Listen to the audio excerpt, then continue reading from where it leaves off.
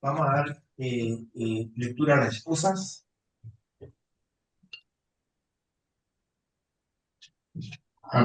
O excusas, los siguientes académicos.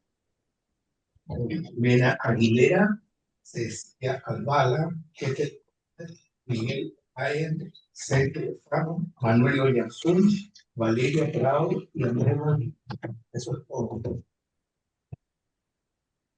Pasamos ahora a la presentación del tema del día de hoy, que será presentado por el doctor Fernando Lana Zanetti, de académico de número, titulado El desafío del control de los factores de riesgo cardiovascular, una perspectiva de los resultados de la cohorte. Muchas gracias. Bueno, muchas gracias, señor presidente. Me agrado los años que nos da presente, aunque siempre asisto virtualmente. Que es particular, digamos, la comunidad está participando. Viene del estudio epidemiológico, urbano y rural. Y en realidad aquí no me confundí con esta diapositiva como fue Cristina, sino que quería, la semana pasada tuvo el doctor Wolf en Temuco, y quería agradecer esta vínculo que efectivamente la academia tiene con nuestra facultad. Tenemos una reunión anual que creo que ya son 6, 7 años, que siempre han sido conferencias muy valoradas, y yo creo que a nuestros alumnos y a nuestros residentes de medicina y un grupo de académicos jóvenes de mi departamento, que es muy numeroso y entusiasta, les abre una visión de caminos posibles. Así que yo estoy muy agradecido. Partió en un almuerzo con el doctor Armas el día que yo ejercía en la academia. Él me dijo, bueno, yo siento que necesito salir de los muros, digamos. Y de ahí surgió iniciativa sencilla, pero para nosotros muy valiosa, que yo la agradezco. Bueno, entrando en el tema de la corte, una corte, como fue Francia hace muchos años, de más de 200.000 participantes, más de 1.000 comunidades en 28 países, que son los que están en el sur. Como le gusta decir al ideólogo de esto, el sur de la máster del sur. Y en rojo están algunos países que han participado en algunos análisis. En Uruguay, por ejemplo, parte de otro corte que tenemos con Argentina, Chile y Uruguay. Y para algunos de los análisis se han sumado ellos. Entonces, bueno, esta es como la idea conceptual de este estudio, ¿no? Que la enfermedad cardiovascular depende esencialmente de factores de riesgo biológicos, pero estos son influidos por lo que pasa en la comunidad y en el país, ¿no? Por ejemplo, la hipertensión, sobrepeso y diabetes en realidad depende de la actividad física y nutrición. La actividad física depende de la caminabilidad de donde uno viva, ¿no? Lo grato y seguro que sea el ambiente, y la nutrición, como voy a mostrar en algún sitio más adelante, depende de la cultura y de la accesibilidad a una dieta sana, ¿no? Del mismo modo que su trabajo, el individual, pero está muy marcado como en Chile por políticas públicas que tienen que ver con restricciones a fumar o el precio del tabaco. Así que un poco la idea era investigar la aparición de enfermedad cardiovascular. Después se agregó a otras patologías en el contexto más allá del individuo, de lo que pasa en la familia, en la comunidad y el país, ¿no? Entonces, el estudio partió en el 2003, en algunos estudios de grupos originales en la India. Nosotros nos sumamos en el 2006, y entre el 2006 y el 2008 reclutamos nuestros participantes. Lo que hicimos fue un muestreo eh, aleatorio, estratificado por nivel socioeconómico. Dividimos Temuco en barrios y dentro de cada barrio seleccionamos manzanas, dentro de cada manzana seleccionamos casas, fueron nuestros encuestadores. Doctor, que usted quisiera participar en el estudio en la Universidad de Frontera, el 80% de los visitados aceptó participar. Cuando sabían que se les venía una encuesta que duraba como hora y media, que le preguntaban de todas las cosas posibles, que voy a mostrar en la próxima diapositiva, y al día siguiente eran citados a nuestro centro de estudio, donde se hacían mediciones de peso, pulso, presión, perímetro de cintura, cadera, espirometría, electro, el peso talla, y se tomaba una muestra de sangre, y después cada 3 años vamos siguiendo a los pacientes, más o menos, hacemos un seguimiento de 1000 pacientes año. Esto está proyectado en este momento hasta seguir hasta el 2028. Y en cada visita trianual vemos que se han tenido eventos, son igual que los ensayos clínicos. Tienen que ser adjudicados, no funciona lo que el paciente nos dice, sino el registro de la operación, la biopsia, el certificado de función, que tiene un valor bastante dudoso, así que cuando no hay una historia clínica, que gracias a Dios es accesible en nuestra región electrónicamente, que nuestros encuestadores tienen que hacer una autopsia verbal, para tener razonablemente claro qué pasó con el evento. En las visitas, en el corte inicial y en la mayor parte de los seguimientos a 3 años, preguntamos muchas cosas, nivel de educación, estilo de vida, factores de riesgo, mediciones físicas, algunos cuestionarios o pruebas para en busca de fragilidad, disability, y ahora último también, y las muestras genéticas para proteómica, esto en el laboratorio de la Universidad de McMaster, ¿no? A nivel de la casa, hay una encuesta que permite definir el nivel de riqueza de la casa y es diferente entre urbanos y rurales. En algunos participantes rurales, sobre todo hemos hecho menciones de exposición intradomiciliaria y otras cosas, ¿no? Y a nivel de la comunidad, a nivel de contaminación atmosférica, temperatura, clima y otras cosas. Y esto tiene, lo diré antes de hacer el diapositivo, 168 publicaciones global, más o menos un tercio de mis publicaciones viene de ahí, estoy muy agradecido de esta web. Más unas 150 publicaciones regionales o locales. Si ya saqué la cuenta, más o menos en 20 segundos puedo ir contándole cada una de estas publicaciones. Pero hay como subgrupos de estudio, Pure Air, que suena bonito. Hay estudio de contaminación, no voy a mostrar nada de eso, no voy a mostrar el efecto de la temperatura, que puede ser más. El EPOC es un estudio de la comunidad. Entonces, dentro de las cosas que hicieron nuestros encuestadores, digamos, en la calle principal de la ciudad de Muco y en todo el mundo se ve esto, ¿no es cierto? Sacando fotos con el celular y un GPS para ver la propaganda, echaban a los negocios para ver la propaganda y preguntaban el precio de los alimentos, ¿no? El Pure Mind es una encuesta y bueno, esta prueba en que tienen que pararse y sentarse y les cuentan el tiempo, ¿no? Hay varias publicaciones de enfermedades inflamatorias intestinales, el tema de fragilidad, es importante este último tiempo. Pero en el fondo lo que yo quiero mostrarles es cinco temas, digamos, no son 5 artículos, 5 años. El primero es prevalencia, conocimiento, tratamiento y control. Cuando uno piensa a priori, antes de hacer la medición, dice, bueno, hipertensión tiene una preocupación enorme y fundamental el servicio de salud y tenerlo muy bien controlado, ¿no? Ustedes, estos son en América Latina muere aproximadamente 1 millón de personas cada año de enfermedad cardiovascular. Un 12% se definen como muerte por hipertensión, esencialmente esa falla cardíaca. Pero un 42% de lo que es isquémica y maligna, estamos un tercio de la muerte cardiovascular isquémica es atribuible a la hipertensión.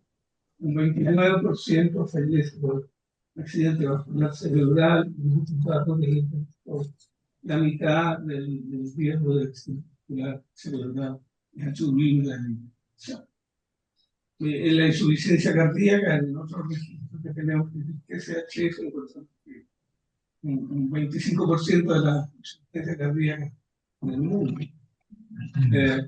es por cardiopatía hipertensiva, y la mayoría es por. Entonces uno esperaba que el control sería muy bueno, pero nos encontramos con esto, ¿no? Nosotros estamos para América Latina, esto es el corte basal del PIUR, que fue 20 años atrás, ¿no es cierto?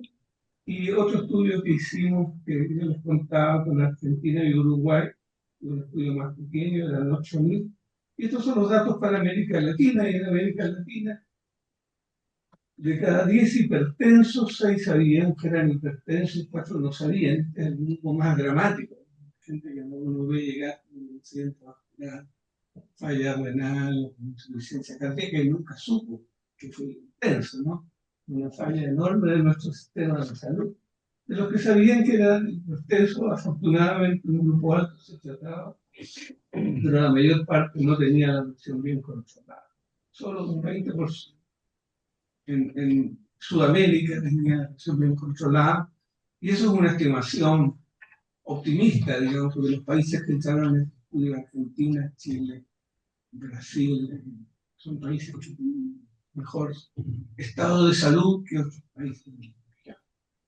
Ahora, este estudio lo hemos hecho por la siguiente, ¿no? En general uno hace un estudio, lo publica, y después hace otro estudio, lo publica, y lo que tiene el número de citas del estudio, no tiene mucho del impacto del estudio. Pero este estudio, siendo lo simple que era, ¿no es cierto? Bastante impacto en salud. Uno fue el proyecto estandarizado de tratamiento de la hipertensión, que fue una iniciativa del CDC con la OPS, el Ministerio de Salud de Chile, que la doctora Cristina Escobar me invitó a mostrar nuestros datos.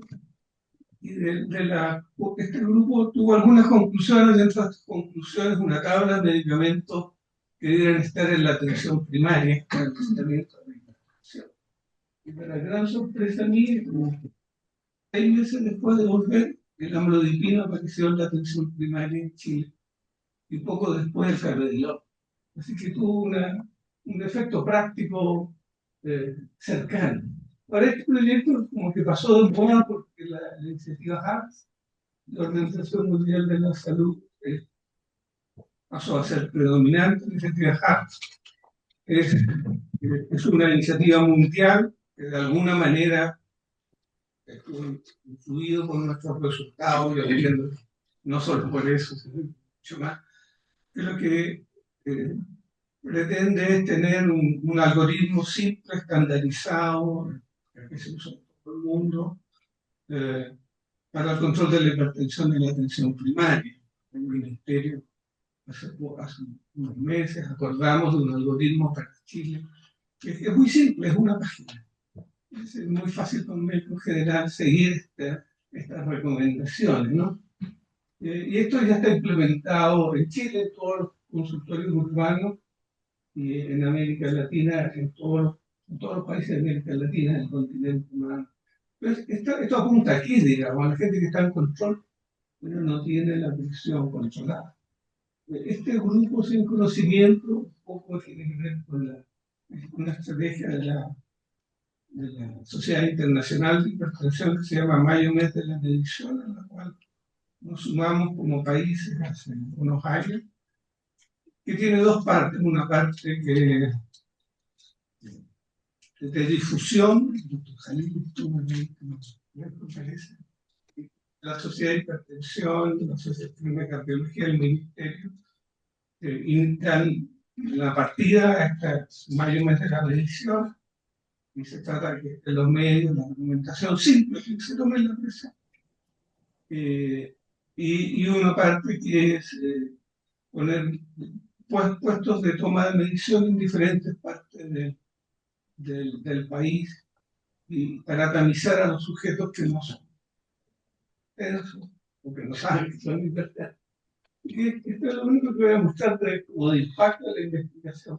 Creo que tuvo su valor.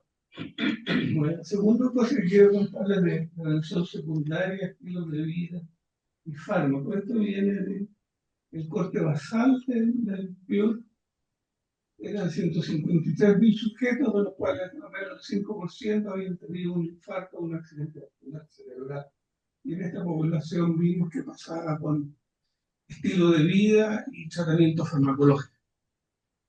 Y esto es estilo de vida adecuado se definió como seguir una dieta adecuada, hacer ejercicio y no fumar. Estas son mediciones que están incorporadas en el corte basal del PIB. Entonces la barra plomita son los sujetos que después de un infarto o un accidente vascular cerebral no hacían nada, o sea, no tenía dieta adecuada, no hacía ejercicio, fumar. Y la barra oscura eran los que sí cumplían esto, o sea, y en América Latina era un poco peor que el promedio del mundo, ¿no? O sea, nuestro nivel de éxito en lograr cambios de estilo de vida en una población que uno supone más receptiva, ¿no es cierto?, que los que han tenido un infarto cardíaco cerebral, por ciento uno logra un estilo de vida adecuado. ¿Qué pasa con los medicamentos? Esta diapositiva, la única diapositiva que no es del PIOR en realidad, que muestra que si después de un infarto uno no hace nada, el 18% dentro del año va a tener un nuevo infarto, va a tener muerte cardiovascular. Y si uno va agregando aspirina, baja el riesgo 20%, se agrega bloqueador B, 23%, y baja un poquito la presión, otro 20%, se agrega aspirina, 23%. Y eso, siempre alguien del público, pues que lo presentaba más que nada, dice, bueno, y si además deja de fumar, ¿no es cierto?, y hace ejercicio, no muere nunca, ¿no? Pero una iniciativa tan simple reduce el riesgo de infarto o muerte en 2 tercios. De nuevo, uno esperaría que ya saben lo que va a pasar en la próxima diapositiva, ¿no? Entonces, en esta barra la barra oscura son los sujetos que después de un infarto o de un accidente vascular cerebral no reciben ningún medicamento, 1, 2 y 3 o más, y más o menos el 60% nosotros digo, en el mundo, el PIB representa lo que pasa en el mundo. El 60% no recibe nada, pero hay una marcada diferencia por nivel de ingreso. En los países de ingresos altos, la mitad recibe este medicamento y muy pocos no reciben nada. En países como el nuestro, nosotros estamos catalogados como ingreso medio alto. Porque cuando entramos a esta corte, es medio alto. Así que en esa categoría nos quedamos. Y más o menos, un poco menos de la mitad no recibe nada, alrededor del 15% recibe estos 3 medicamentos, y a medida que el país cada vez más pobre, esto cada vez peor. Esto lo remiramos ahora recién, porque esto era el corte basal, digamos, eran los sujetos que el promedio tenía 5 años desde el último evento, y uno lo ve, digamos, el primer año por infarto, la gente se porta súper bien, y después empieza a relajarse, ¿cierto? Entonces esto es lo que pasa ahora, esto es el grado de recibir al menos un medicamento de prevención secundaria en el corte basal post-evento y en la última visita, que viene a ser la visita 5, después de 15 años de seguimiento. Ustedes ven que en los países de ingreso alto se acerca al 90%, en los países de ingreso medio se acerca al 50%, 60%, en los países de ingreso medio bajo, Colombia está ahí 30%. Esto nos llevó a hacer lo siguiente, este manito tiene que ver con la Federación Mundial de Cardiología, que que propone una estrategia de implementación de lo que ellos llaman sus hojas de ruta. Yo estuve 4 años en el comité científico a cargo de eso, de las hojas de ruta. La propuesta es que hay un documento, que es la hoja de ruta, que muestra como las barreras y estrategias para superar las barreras en diferentes enfermedades cardiovasculares. Después se hace un análisis situacional, una reunión en que participan académicos y tomadores de decisión, y se llega a una hoja de ruta, ¿no? Partiendo de la publicación que hicimos de prevención secundaria, tuvimos una reunión con el Ministerio de Salud de uso de aspirina en Chile, en la gente que tiene enfermedad cardiovascular, el programa de prevención, que está alrededor del 50%, y este es el uso de estatina, que anda igual entre el 50 y 60%. O sea, hay gente que va a su consultorio, pero no recibe los medicamentos que debiera recibir. Hicimos, esto fue el mes pasado, el doctor Jalí, nuestro presidente, una reunión entre el programa cardiovascular del Ministerio de Salud y un equipo técnico de la Sociedad Chilena de Cardiología, y concordamos un mapa de ruta para mejorar el manejo post-infarto, incluye mejorar el proceso de alta, criterios de referencia, control de referencia, mejorar la rehabilitación en el sistema público muy limitado. Así que esperamos que vamos a ser exitosos y vamos a hacer soluciones en esto. La tercera cosa que quiero contarles es sal, dieta y eventos cardiovasculares, que es como la parte más inesperada. Entonces, estos son nuestros datos de consumo de sal. En realidad no es consumo, es excreción de sal en muestra aislada y se calcula la excreción en función de la creatinina, ¿no? Entonces lo que ustedes ven es que, claro, a medida que uno va consumiendo más sal, la presión sistólica en promedio va siendo mayor, que se consume casi nada o poco, la pendiente de aumento de presiones pequeñas, el consumo moderado, la pendiente es un poco mayor, el consumo alto, sube 2,6 milímetros de mercurio por cada gramo de sodio que uno ingiere. Esto es sodio, no es sal, unos 60% del peso de la sal. Y China está por encima porque tiene consumos más altos y presiones más altas. Bueno, pero eso es lo que pasa con la presión, pero esto es lo que pasa con los eventos, ¿no? Y hay una curva en U en la cual si uno consume entre 4 y 6 gramos de sal al día, está en una situación de menos mortalidad. Si consume menos, muere más, si consume más. En realidad son eventos cardiovasculares, no es necesaria muerte cardiovascular o eventos cardiovasculares mayores. Entonces, claro, uno mira esto y dice, bueno, lo que pasa es que, claro, los hipertensos con poca sal, los que tienen suicidio, por eso tienen más riesgo, ¿no? Pero cuando se para esto y saca a todos los que tenían cardiopatía y tiene a los hipertensos arriba y a los no hipertensos abajo, no se muestra con la misma punta, que el consumo bajo de sal aumenta el riesgo de eventos cardiovasculares en los hipertensos, ¿no? El consumo alto también. Y en los que son normotensos, el consumo bajo aumenta el riesgo. Y el consumo alto no hace mucha diferencia. Ahora, como ustedes se pueden imaginar, cuando se publicó esto, nos llenamos de insultos. Me llegué a sorprender el grado de agresividad que podían incluir los comentarios en revistas científicas serias, uno que era crítico dentro de un marco de moderación, ¿no? Pero esos son nuestros resultados. Ahora, la hipótesis que en un estudio epidemiológico no podemos probarla es que al consumir poco sodio se activa el sistema renina angiotensivo y sabemos que la angiotensina, la angiotensinógena tiene un efecto dañino en la salud vascular, ¿no? Así que eso, bueno, esta cosa eh, no degeneró,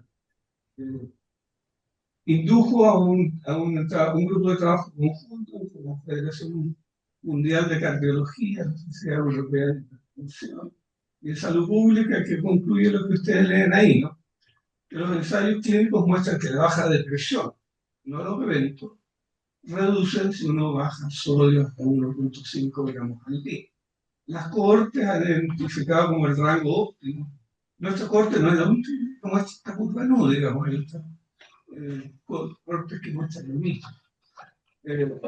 Las cortes prospectivas han identificado como rango óptimo el sodio con menor tasa de evento, entre 3 y 5 gramos. Luego, hay consistencia para recomendar reducir la ingesta de sodio a menos de 5 gramos al día, pero no para recomendar menos de 3 gramos al día. Y claro, la recomendación es que hagan un ensayo clínico que nunca se hace, comparando gente que consuma de 3 a 5 gramos con la que consuma menos de 3. Ahora, esto no ha avanzado en las guías clínicas, es lo que encontramos en los datos honestamente presentados en tiempo de edad. No, esto fue el año 2017, en el Congreso Europeo se presentaron varios trabajos del PURE en relación a dieta y su impacto. Y esto está muy de acuerdo con el conocimiento habitual. Mientras más alto el consumo de frutas, bajaba el riesgo cardiovascular. Mientras más alto el consumo de verduras, bajaba el riesgo cardiovascular. También impactó la cosa de la legumbres. Y si uno consumía legumbres diariamente, la reducción de riesgo es 40%, es más potente que tomar una estatina, ¿no? Y al ajustarlo estos datos por muchas otras cosas, igual el beneficio se mantenía, disminuía un poco, por supuesto. Esa es la buena noticia. La mala noticia es esta, ¿no? Este es el consumo de frutas y verduras diario promedio según el nivel de ingreso del país, ¿no? Que los países de ingreso alto, el consumo sobre 5 unidades diarias, en los países de ingreso medio alto, un poco más de 4, y a medida que el país es más pobre, el consumo es menor. Y la explicación es la raya amarilla, que es la proporción del gasto diario en consumir, en comprar estas frutas y verduras en función del ingreso per cápita. Para la gente de países de ingresos altos, nada. Para países de ingresos como nosotros, como el 15% del ingreso diario, para poder consumir en los países más pobres, más del 50% del ingreso diario, si quisieran realmente poder consumir diariamente frutas y verduras. Así que y esta inequidad, el resultado de otros grupos y otros grupos aquí, hasta la sociedad, ¿no? Bueno, esta es la parte que resultó más espectacular. Esto es consumo de grasas totales y mortalidad y eventos cardiovasculares mayores. Ustedes ven que los que consumían pocas grasas, menos del 11% de la energía diaria, tenían este riesgo relativo de uno, y a medida que consumían más grasa, la mortalidad iba bajando. Y esto claro, a mí me sorprendió, por supuesto, pero uno dice, bueno, hay grasa buena y hay grasa mala. Pero bueno, hicieron el análisis. Hay un grupo de nutrición fuerte detrás de esto, ¿no? Y las encuestas que nosotros aplicamos fueron antes de aplicar la validad con un grupo de nutricionistas, activamente versus una encuesta de recordatorio.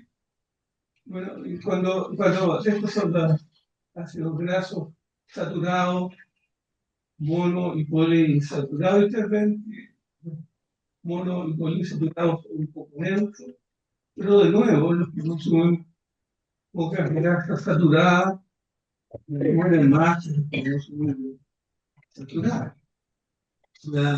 Claro, cuando yo vi esto, para el dedo, me acuerdo, la reunión de malo, un día aprendido. Bueno, comer grasa hay que tener plata, digamos. Y el determinante fundamental del pronóstico de salud es tener plata. Pero no, me juraron que esto está ajustado por el nivel de ingreso del país, nivel de ingreso de la comunidad, nivel de ingreso del lugar, el nivel de educación de los individuos. Son datos súper ajustados. La verdad es que si uno mira la literatura, eh, nuestros datos no son tan discordantes en un metaanálisis grande, hay muchos otros, ¿no? Entre 100 y 300.000 participantes analizaron este metaanálisis. Y este consumo de grasa peligroso o protector intervence en efectos neutros para mortalidad total, cardiovascular y efectos químicos, etcétera. Ahora, esto tampoco ha echado las guías. Yo releía ya las últimas guías norteamericanas y europeas y seguían recomendando tener menos del 6% de las calorías provenientes de la grasa. Ojalá tener menos una. Pero bueno, eso es lo que estoy resultado. Y el culpable apareció aquí, ¿no?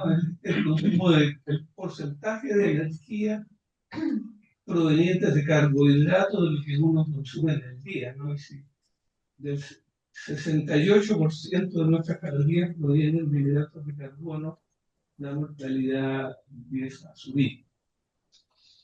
Esto un poco resumiendo, este consumo de grasa, a bajo consumo, menos mortalidad, menos eventos cardiovasculares, y van reduciendo a medida que uno consume más. Esto es lo que pasa con la mortalidad total, esto es lo que pasa con los hidratos de carbono. Cuando más del 60% de nuestras calorías vienen de hidratos de carbono, el riesgo aumenta. De nuestro grupo, hay varias publicaciones que esto no se refiere a cualquier hidrato de carbono que uno puede consumir en una manzana, sino que hidratos de carbono ultraprocesados. Y eso es bastante concordante con. Bueno, eso era más polémico. Déjenme hablar del cambio climático que ya ha sido mencionado. Uno no puede evitar de mencionar antes de las cosas de salud los tremendos efectos sociales del cambio climático. Esta es la masa de hielo en glaciares en los últimos 70 y tantos años. Ustedes ven cómo se ha reducido estos últimos años en un 25%. Yo presenté esto en Temuco hace un par de semanas y una reunión de los médicos jubilados del colegio médico. Y les contaba esto de las inundaciones y el día anterior en la noticia estaba la noticia en México que habían muerto 68 consecuencias de inundaciones y ayer murieron un número parecido en otra parte del mundo. Y las tormentas, ¿no es cierto? Es la más grande que recuerda la historia, se produjo la semana pasada, la sequía, los incendios. Esta cosa a mí me toca mucho, el candil con los pozos solares, y se están derritiendo los hielos y no tienen cómo comerse las focas, ¿no? Bueno, el PURE tiene un subestudio que se llama el PURE, ahí de puro bonito, ¿no es cierto? Que tiene varias publicaciones sobre contaminación, pero lo que se hizo en este análisis es calcular la temperatura mínima de mortalidad específica para cada comunidad. Eso es un rango de temperatura en la cual se produce menos mortalidad. Y esto tiene una metodología de casos cruzados. Lo que le voy a mostrar entonces la probabilidad de mortalidad por todas las pautas y por eso le haga por cada aumento o disminución de 1 grado por encima o debajo de este rango. Y son los centros del PURE, las temperaturas en el mundo. Nosotros estamos acá y la temperatura con menos mortalidad, el promedio diario de temperatura está entre 10 y 20 grados. Para ustedes no hay centro de Santiago, pero probablemente debe ser de Rosario. La temperatura de menos mortalidad entre 19 y 22,8, pues uno vive en países de la cintura del mundo, los países árabes o en la India, las temperaturas de menos mortalidad son más temperaturas que para nosotros son bueno para Y esto es lo que pasa con la mortalidad. Hay un rango entre y baja la temperatura. Por cada grado aumenta el riesgo relativo y la curva usted ve que es más acentuada cuando hay más calor, ¿no? Y esto cuando uno lo separa por nivel de ingreso, esta es la reducción de temperatura en un grado, este es el aumento de temperatura en un grado, y el aumento del riesgo, ustedes ven que y lo último que quiero contar es nuestros estudios sobre el riesgo cardiovascular, incidencia de eventos de mortalidad. Para eso, antes de la diapositiva siguiente, del Interhub, Interhub son un estudio de casos de controles grandes, 15.000 casos, 15.000 controles de infarto en 50 y tantos países. El grupo del Interhub derivó en realidad esta corte del tiempo. Entonces, se elaboró un score de riesgo que es bastante elaborado como para usarlo en el día a día, pero es bueno para usarlo en la investigación. Entonces, esta es la estimación de riesgo, no solo los eventos, sino que es el riesgo estimado del sujeto de tener un evento.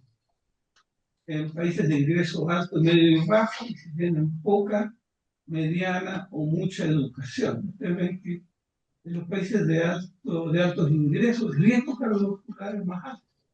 En los países de ingresos medios, más alto que en los países de ingresos bajos. Particularmente el grupo de ingreso bajo hace tener menos factores de riesgo de, de desarrollar enfermedad cardiovascular. Pero cuando uno mira qué pasa con los eventos, los países de ingresos altos, el sujeto, esto es dentro de la corte del PIB, por supuesto, ¿no? Los sujetos de los países de ingresos altos tienen más riesgo, pero tienen menos eventos cardiovasculares que los de ingresos medio altos. Exactamente, América Latina se comportó más como los países de altos ingresos, menos de bajos ingresos. Y cuando uno mira qué es lo que pasa con muerte cardiovascular, hay una disparidad gigantesca. Y esto, insisto, en un aporte en el cual los sujetos de países de altos ingresos tienen un riesgo de morir por enfermedad cardiovascular de 5%, en los países de ingresos medios un poco más del doble, sobre todo si tienen poca educación, en los países de ingresos bajos, que se da esta misma gradiente en magnitud mucho mayor. Esta diapositiva muestra las causas de muerte que vimos dentro del estudio. A nivel global, la mayor parte de la muerte es cardiovascular, después cáncer y después otras causas, ¿no? Enfermedades respiratorias, trauma. Pero a mí me toca adjudicar los eventos de nuestra corte. Y adjudicar los eventos significa que kinesióloga que junta los eventos y para cada paciente tiene la epicrisis, la biopsia, la función, el laboratorio, qué sé yo. Entonces uno dice, sí, sí, efectivamente tuvo un infarto, sí, sí, un cáncer de garganta. Y me impresionaba que teníamos el doble de incidencia, más del doble de incidencia de cáncer, de enfermedad cardiovascular, digamos, más del doble de mortalidad por cáncer que cardiovascular. Y le comenté esto al doctor Yusuf, y analizaron esto, y claro, uno que es del tercer mundo, que ya tenía la idea, nunca el primer doctor, que, y se analizó por el nivel de ingresos, ¿no? Los países de ingresos altos, Chile y Argentina, la mortalidad por cardiopatía isquémica era menos de un cuarto, la muerte por cáncer era del 55%. Los países de ingreso medio o de ingreso bajo, fundamentalmente era cardiovascular y esto es lógico, esto va a pasar, digamos, que la enfermedad cardiovascular es tan prevenible. Una vez que un sujeto tiene un evento cardiovascular, tiene una herramienta más poderosa que por lo menos el cáncer todavía es menos prevenible. Así que yo creo que es lo que se nos viene en el futuro. Cuando uno mira la mortalidad estandarizada por edad y sexo, esto es por año, ¿no es cierto?, por 1000 sujetos, Si uno vive en un país de altos ingresos, como 3%, si vive en un país de ingresos medios, como 6%, si vive en un país pobre, pues más. Pues cuando mira las causas, se ve lo que mostraba el otro gráfico, ¿no? En los países de altos ingresos la mortalidad cardiovascular es muy inferior a la mortalidad de los países de ingresos medio o altos. Entonces, el mensaje es que estos factores de riesgo, el tema de recursos de salud y probablemente educación. La mortalidad por cáncer no es muy diferente. Niveles de ingreso de la mortalidad respiratoria por mercurio, por infección, es mucho mayor, más, menos recursos que el país. Si uno pone todos los factores de riesgo, los factores de riesgo biológicos, los factores de riesgo social, en la mortalidad se encuentra que hay 4 factores que dan más del 10% de la mortalidad de nuevo en el mundo, ¿no? Educación baja, consumo de tabaco. Este fue un dato muy interesante. Los pacientes tienen una visión de sangre, no pacientes en realidad,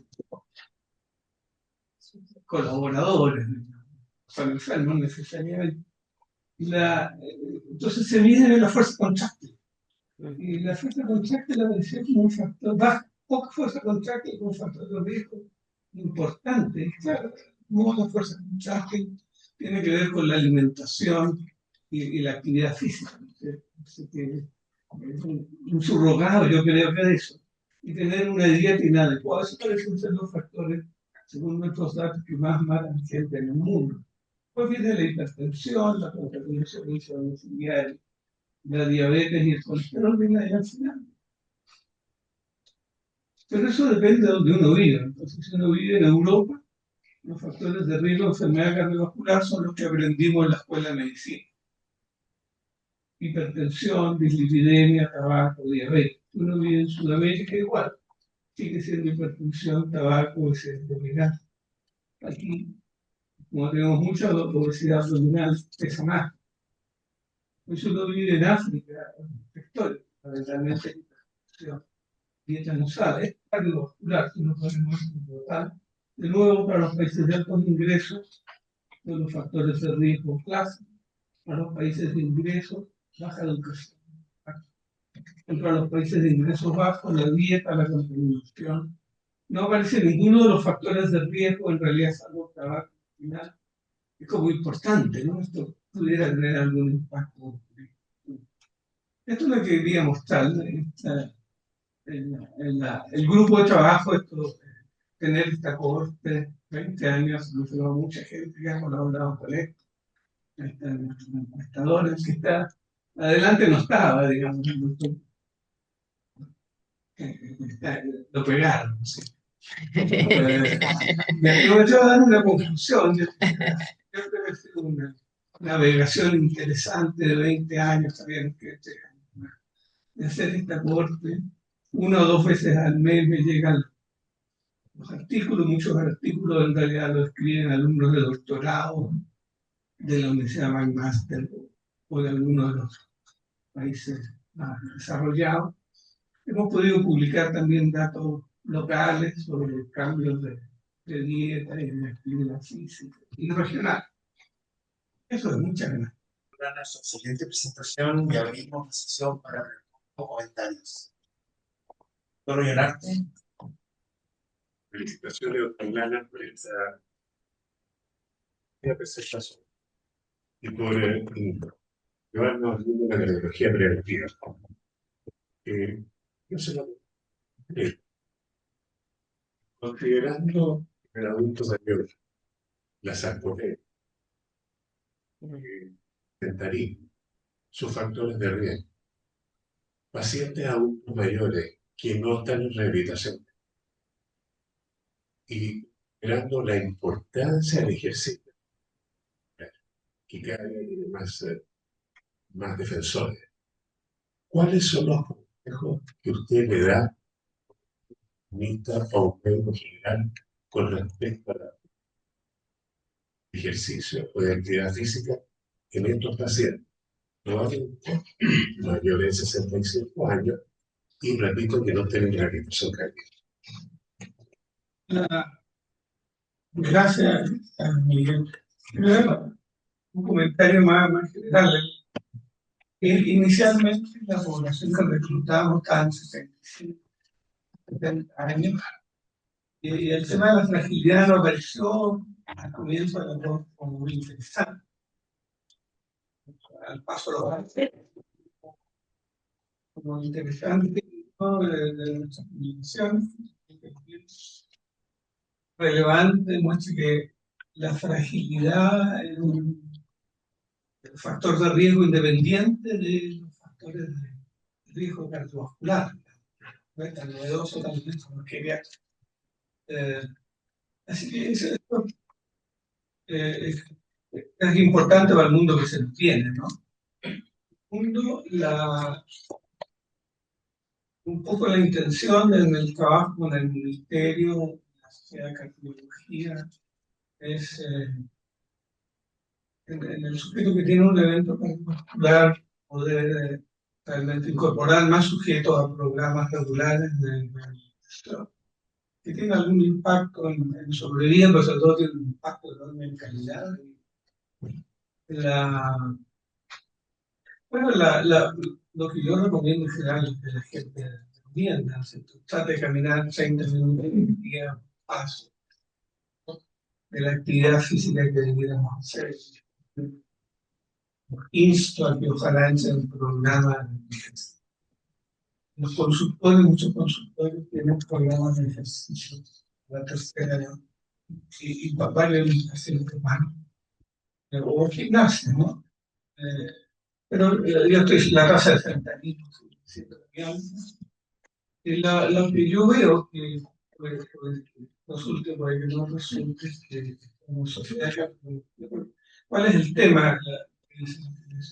El nivel de actividad física que hace la gente con cardiopatía en el consultorio es muy bajo, porque tienen riesgo, temor a eventos adversos. El ejercicio es un seguro.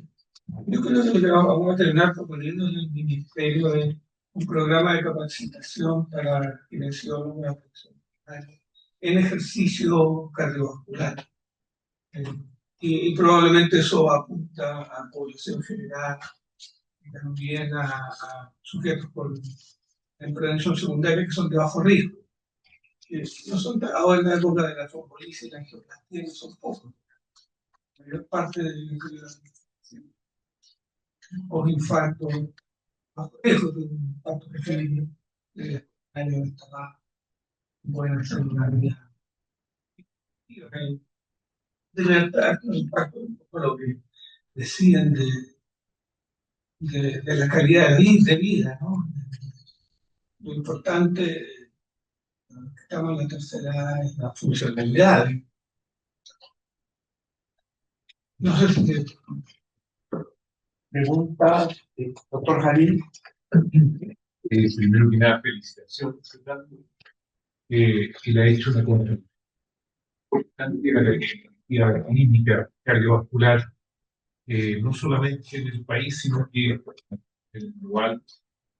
Y eso se ha traducido en políticas en realidad, que han sido y están siendo beneficiosas. Yo quería preguntarte dos cosas que me llamaron mucho la atención. Uno es que para recibir tratamiento para la hipertensión, la principal asociación era saber que era hipertenso. Por lo tanto, probablemente ahí debería estar el foco en la captación de esos pacientes, y ahí quiero un comentario tuyo. Y lo segundo es cómo se compara esta cohorte con otras cohortes importantes de enfermedad cardiovascular que hemos conocido. la, la segunda en realidad. El conocimiento. Ah, ya, ok. Bueno, el tema es que yo creo que tenemos un tamizaje suficiente. Los programas cardiovasculares tienen una estrategia de examen preventivo del adulto mayor, ir incorporando más sujetos de la comunidad. Pero es una meta poco ambiciosa. Es una meta que se negocia entre el consultorio y recursos, digamos, no hay maldad en el consultorio, son los recursos que están en la atención. Insuficiente, yo creo que no tenemos programas de tamizaje suficientes y el tema no es solo tamizar, decirle, oiga, tiene la presión alta, sino que asegurar que con la presión alta tenga llegada al sistema de salud, digamos, para y tiene un poco de educación médica también. Yo creo que como sociedad, como ministerio, tan alto el impacto de la hipertensión, es tan costo efectivo su tratamiento, ¿no? Es tremendamente costo efectivo. El que una política de aumentar el tamizaje es fundamental. Hay estrategias de las industrias. El grupo peor son los hombres jóvenes y rurales. Ahora, ¿cómo se compara con otras? Eh, Voy a hacer un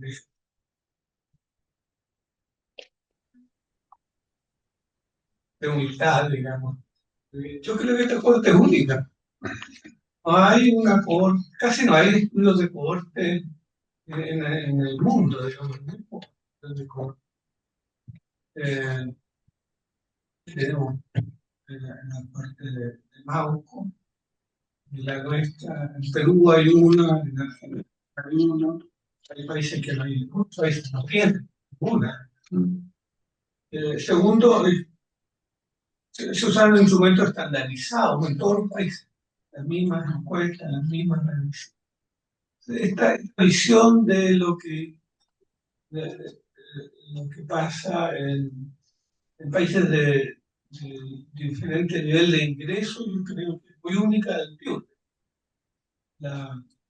Por supuesto, lo que pasa en los grupos de alto ingreso, países de alto ingreso, Canadá, Suecia, Emiratos, se asemeja mucho los datos de las cortes, los factores de riesgo, etc. Muy parecido. Doctor Lana, encuentro extraordinaria su presentación y además es una presentación de su vida de investigación, lo cual es doblemente valioso. Muestra además la complejidad de extraer individualmente cada uno de los aspectos, porque son íntimamente relacionados. Eso es lo primero. Lo segundo es que cada uno de los aspectos tiene una variabilidad interna que es enorme. En el caso de la diabetes, el tema que yo conozco más detalladamente, estar bien controlado o no estar bien controlado implica una disminución o un aumento del infarto, de la alteración cardiovascular, porque el más estar más controlado va a tener LDL de densas pequeñas, fácilmente oxidantes y mucho mayor cantidad de infartos. La segunda cosa que quería hacer es una pregunta, porque quedé con una duda, doctor. Se habló que la recomendación de ingesta de sodio era entre 4 y 5 gramos, si mal no recuerdo. Ahora, si es así, y puede que esté equivocado porque se me pasó el dato, me parece que sería muy alto, porque 4 gramos de sodio es equivalente a 10 gramos de sal. Y 5 gramos de sodio es equivalente a 12 gramos y medio de sal, lo que en todos los datos que yo conozco son ingresos muy altos. Por último, me gustaría un comentario suyo acerca de la dieta mediterránea y especialmente de los datos del grupo Predimed en España, que mostró una disminución del riesgo de infarto miocardio de un 30%, equivalente al uso de estatina, solo con dieta mediterránea. Eso sería mis tres áreas. Primero, con respecto a su comentario, le agradezco el comentario, por supuesto. Un estudio epidemiológico tiene limitaciones, ¿no es cierto? Cuando uno dice el riesgo asociado a diabetes de tal evento es el doble del no diabético. en una cohorte es imposible diferenciar, aunque tenemos hemoglobina glicosilada, ¿no? Bueno, diabético bien controlado, mal controlado, más bien controlado de la glicemia no significa necesariamente bien controlado. Y si fuma o no fuma. Y si bien esos datos están, no tienen la granularidad, yo creo que una corte realmente no reporta. Hay que estar consciente de las limitaciones del sistema. Con respecto a lo de la sal, sí, su cálculo es exacto. 4 gramos de sodio equivale más o menos a 10 gramos de sal. Y es un consumo alto. Pero los resultados son los resultados. Estamos los resultados de eso. Eh, Sabe de la dieta DASH y otros que si no consumen muy poca sal, su presión arterial baja algunos milímetros y no tampoco. Pero el tema es si al bajar esa presión bajamos bien, ¿no? Y de ahí una área que yo creo que no tenemos respuesta, ¿no? Porque el consumo de sal se asocia a muchos otros factores de riesgo muy difícil, algo, ¿no? Es una de las críticas que nosotros hemos recibido, y yo creo que una crítica que entendible, que hay una estimación del consumo de sal en función de muestra de agua, y lo ideal, ¿no es cierto?, es recolectar la orina en 4 horas como la interfaz. Poco factible en un estudio de 200.000 sujetos, digamos, que se han seguido a lo largo del tiempo. La, eh, eh, yo creo que un poco el consenso que tuvimos entre la Federación Mundial de Cardiología y la Sociedad Europea de Prevención me parece razonable, digamos, de 3 y 5 gramos de sodio parece una cantidad adecuada en función de la poca evidencia que tenemos, pero yo reconozco claramente que muchas guías clínicas de sociedades muy reputadas recomiendan menos, digamos también. Hay una discrepancia entre nuestros resultados y las recomendaciones que no puedo evitarlo, y tenemos que aceptar que está. Había una tercera, un comentario que hiciera con respecto a algo. A la dieta mediterránea y Ah, el resultado del grupo Predimed, doctor, que es bueno, espectacular. claro, uno piensa que pudiera haber algún sesgo, porque obviamente el sponsor de ese estudio eh, el que vende aceite de oliva en el mundo. ¿No? Pero si uno lee el estudio, parece ser un ensayo clínico hecho científicamente. Yo diría que la dieta mediterránea, en función del Predimed, pero otros estudios, se ha convertido como lo más recomendado. Eh, Eso no sé si te comparte eso o no, pero en general las guías clínicas están recomendando dieta mediterránea con ese nombre o el contenido de la dieta mediterránea. Eh, Resulta complejo, además resulta comprensible para el paciente. Además, una dieta atractiva, ¿no? Pero, bueno, el tema del precio, leía que ¿por qué el aceite de oliva es tan caro en Chile en comparación a España? Eso, Bueno, pero la oliva es reemplazable por el canola, doctor. perdón. La oliva se lo puede reemplazar por el canola, aceite de canola, que es un RAPS modificado que produce una cantidad importante ¿cómo se llama?, de ácido oleico. Felicitaciones, Fernando.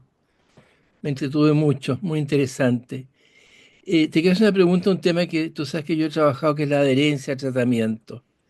En hipertensión lo mostraste. En las otras medidas, ¿cómo es la adherencia? ¿Lo pudieron medir ustedes?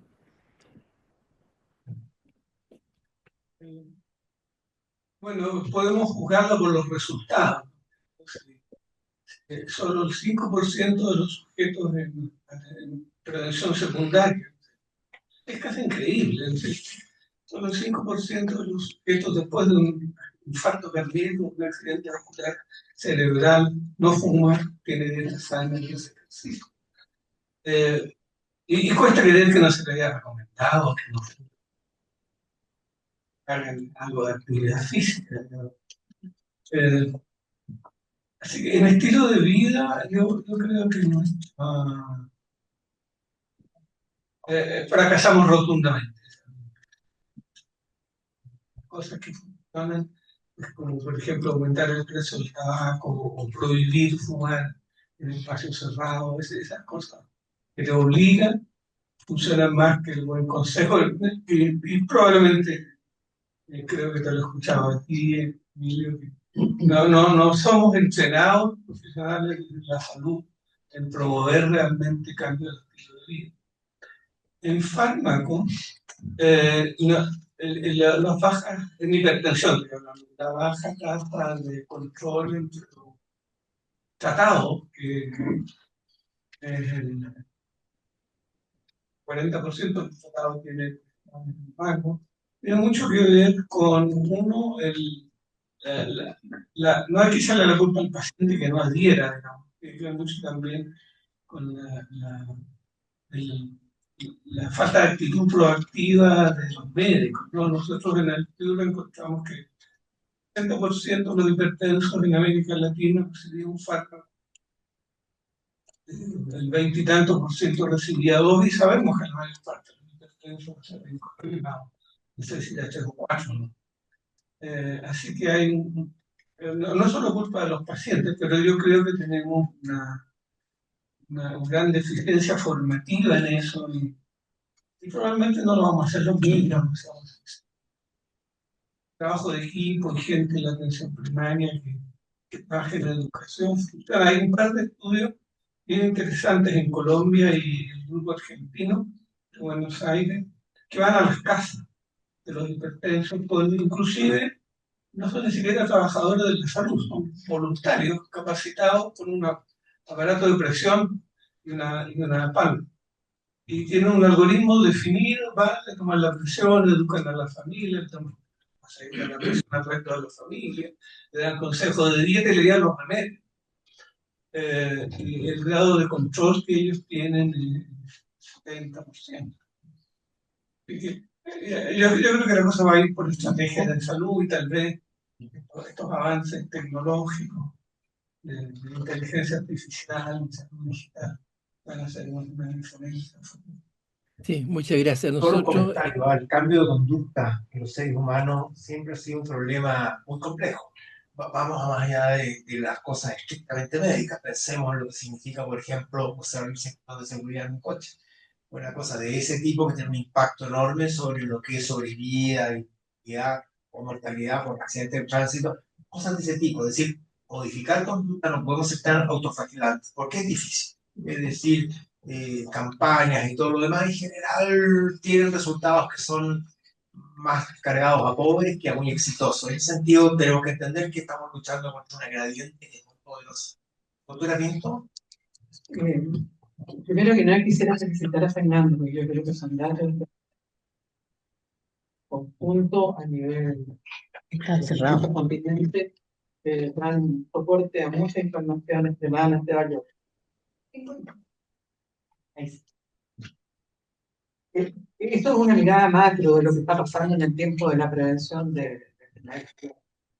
Yo, en un grupo más captado, voy a consultar cuál es la mirada que tienen ustedes en relación al uso de la quimioterapia. O sea, en el proceso de la quimioterapia, en estos momentos se está viendo como epílogo la aparición muchas veces de infarto, y se sugiere que podría haber una conducta necesaria de hacer seguimiento de los pacientes sometidos a quimioterapia con ecocardiograma. ¿Qué opinas tú sobre eso? Porque es una información que yo diría que hasta hace unos años atrás no se le daba mayor relevancia, pero ahora parecería que está en la conducta, que los oncólogos están pidiendo el apoyo de cardiología en ese sentido para prevenir este tipo de problemas. Bueno, la cardio-oncología es un área que está tomando eso. Reconozcámonos la variedad de nuevas terapéuticas anticancerosas. Es muy amplia, la cantidad de efectos adversos que pueden tener es muy amplia también, como a que un psicólogo general como yo pueda manejarlo. Un poco en nuestro grupo hay una cardióloga que se ha dedicado más al tema. Algunas personas en América Latina se han ido a formar en cardio-oncología. Yo creo que es muy importante la doctora Trenet, pero requiere un grado de aprendizaje muy alto y una actitud muy dinámica, digamos, que cada día va a aparecer tratamientos nuevos. Entonces, para uno que es muy difícil mantenerse al día en todo este tema.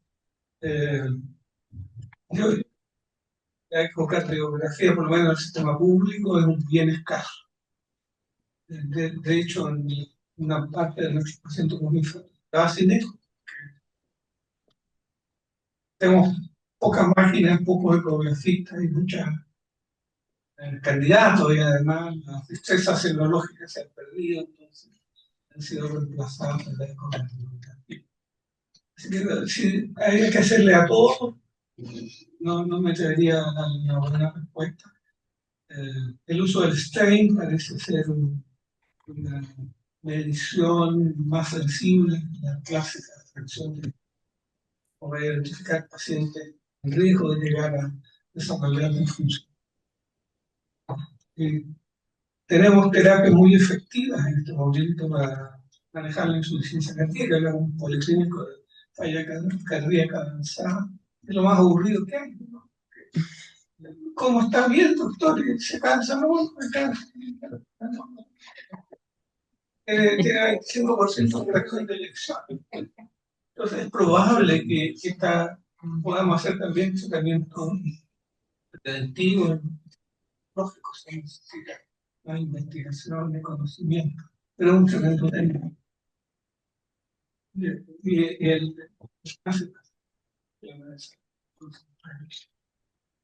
Gracias, Lorena.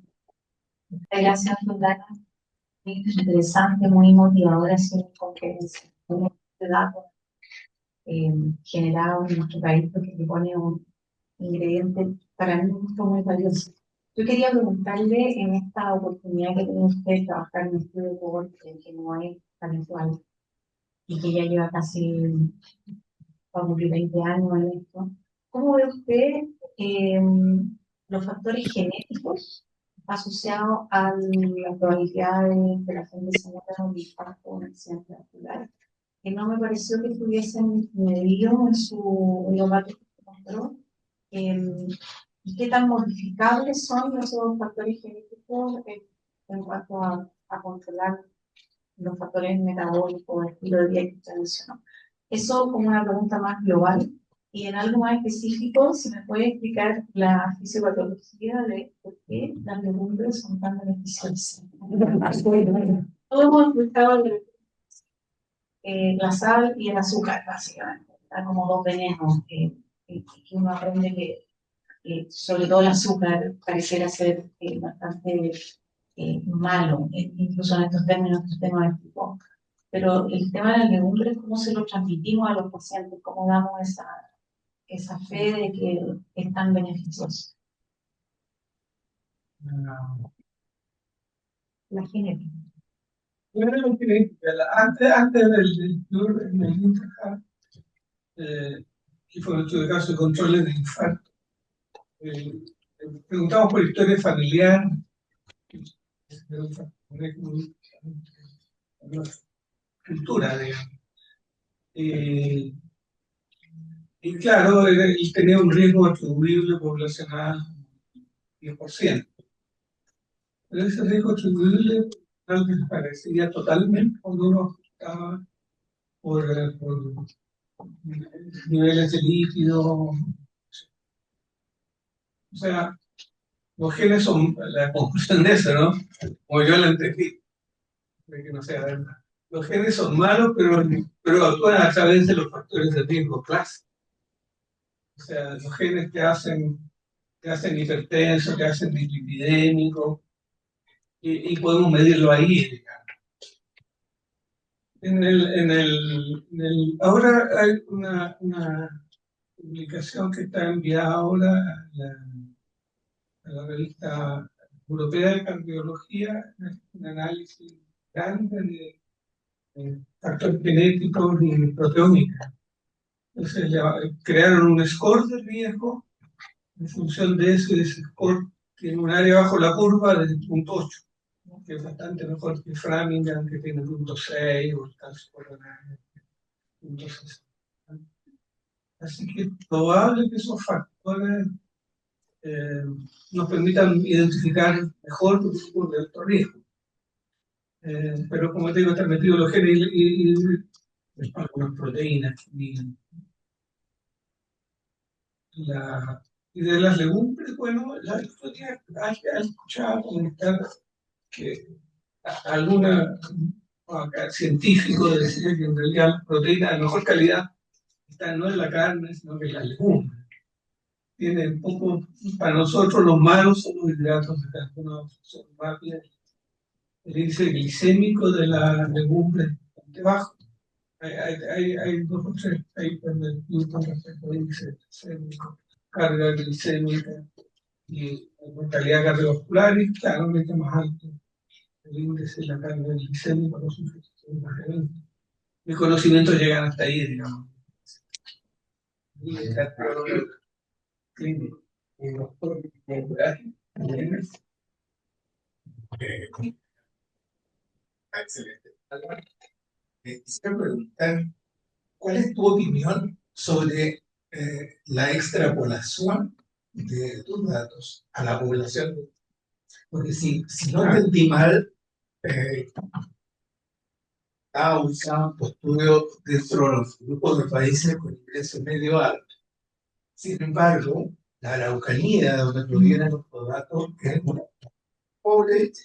No sé, se puede estar dentro de esa clasificación, como para extrapolarlo al resto de la población. Y dentro del mismo tema, quisiera preguntarte, ya lo comentaste, ¿en qué consiste el estudio genético? Porque si en tu grupo de gente hay una población con genética a lo mejor distinta, que son los grupos mapuches, puede que tengan una distinta sensibilidad a la sal. Eso se ha documentado en distintas partes de Japón, etcétera, donde hay poblaciones que ingieren 20, 25 gramos diarios de sal y no tienen hipertensiones. ¿Crees tú que el estudio genético puede arrojar luces sobre la sensibilidad a la sal de ese grupo en comparación, por ejemplo, tu población rural que tiene más carga genética mapuche versus la de ciudad? Bueno, sin duda es una muy buena observación. Nosotros prudentemente hicimos la corte en Perú. Más inteligente la hizo Molina. Porque, claro, mientras más pequeña la población es más fácil hacer la corte. Los encuestadores tienen que recorrer menos distancia.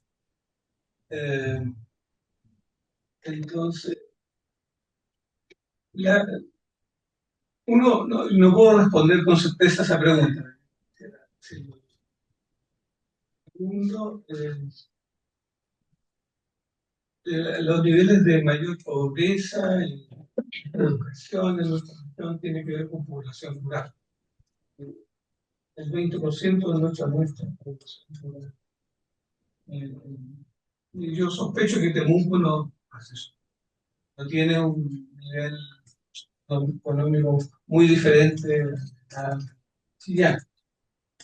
Es una ciudad relativamente pobre. Ya. Desde el punto de vista de los eventos, las tasas de mortalidad y de incidencia en nuestro país, digamos, se asemejaron a Suecia y Canadá, digamos. O sea, fundamentalmente mortalidad por cáncer, ¿no? Isquémica, enfermedad cardiovascular. Imposible saber en qué medida representa. Los datos de América Latina en general son bien parecidos, ¿no? No hay un Dios que pensar que Chile no solo piensa mejor control porque tenemos y son muy parecidos, ¿no?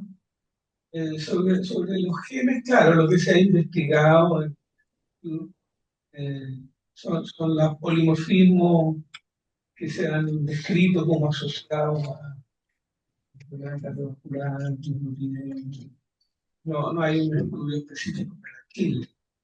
No creo que lleguemos a tener poder económico, estadístico tampoco.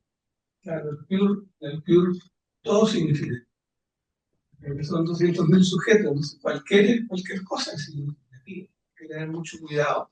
Estamos tratando de un tamaño de muestra grande, pero cuando uno tiene 3.500 sujetos, la tasa de evento es baja. Entonces, no estoy seguro que tengamos poder estadístico para analizar algún polimorfismo que no sea muy importante. Y no tenemos plata. Última pregunta, doctor Moore. Gracias, Fernando, excelente iniciativa. Y esta es la última pregunta, me siento bien porque no sé si va a preguntar una tercera. Y que ayer me llegó una noticia que no sé dónde la leí. Lo que pasa ahora es que uno no sabe si la leyó en el WhatsApp, la leyó en el diario, la leyó en un diario electrónico. Pero parecía, tiene que ver con los avances tecnológicos que son grandes en medicina, pero también mucho en los y en la mecanización, la automatización, que uno ve, ¿cierto? Yo uso harto el metro, el 90% de la gente que va en el metro va viendo su teléfono. Y salía la noticia que además uno está viendo en otros sentidos de los progresos tecnológicos extraordinarios que están surgiendo de China. Y mostraban que habían creado unos consultas tipo, la máquina de sacar dinero. Igual la gente llegaba y hacían un control, le hacen un control médico. Primero contesta una encuesta, después se mete a un círculo donde le miden forma, digamos, no invasiva la sangre, le miden algunos parámetros sanguíneos y le miden y también la presión arterial. Y en base a la respuesta, con la inteligencia artificial, le sale una recomendación e incluso puede llegar a una receta. Y la receta, eso sí, va avalada por un médico, una persona, no el algoritmo digamos, del sistema que tiene, ¿no? Y que ya había 400 de estas en Shanghái y que iba a tener a fines de año más de 1.000.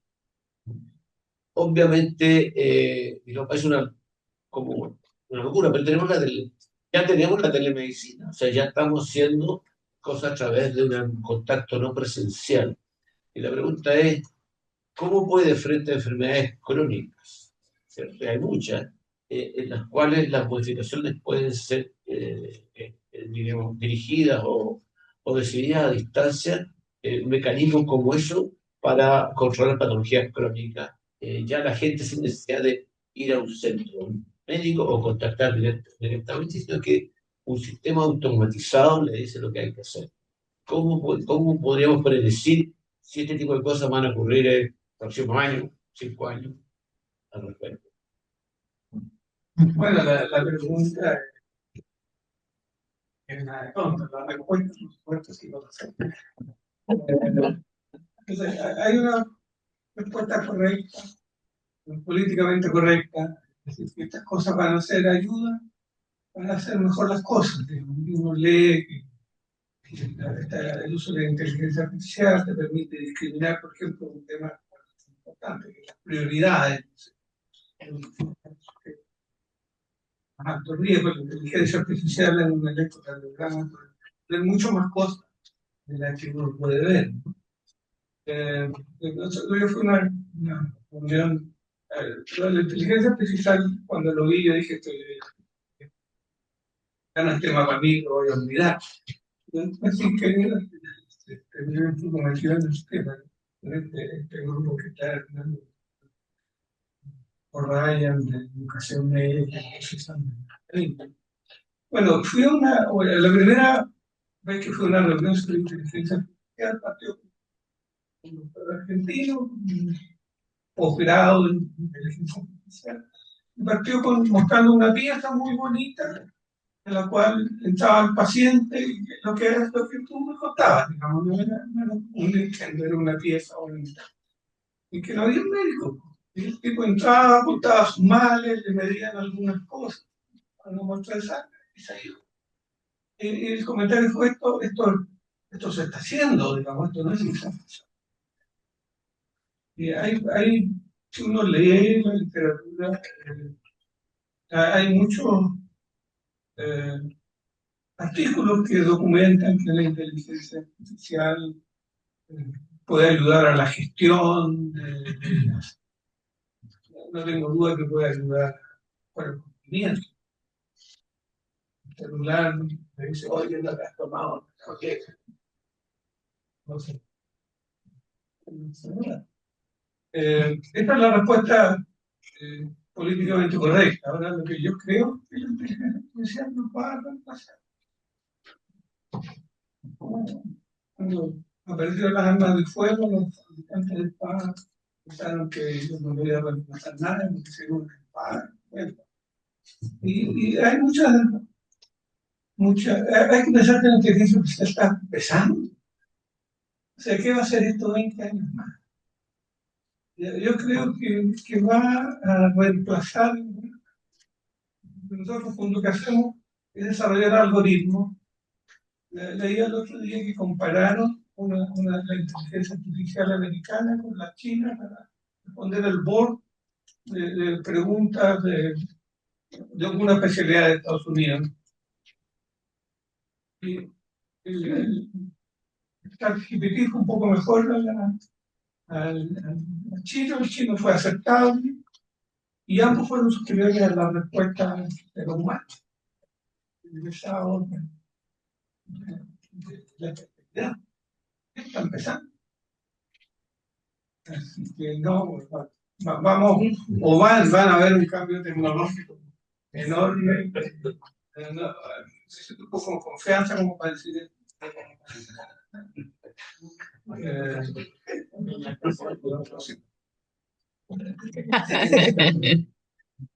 No, yo sé. La mayor parte no cree, yo sé que son el buen juicio, la cercanía. Hay datos que el consultante que haya de la cercanía mayor con el computador, el computador fue más comprensivo y amable.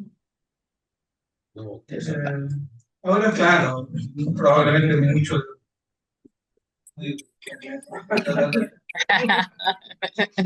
Bueno, le agradecemos al doctor Lana su interesante presentación, que ha dado lugar a una discusión muy atractiva y damos por cerrada la sesión.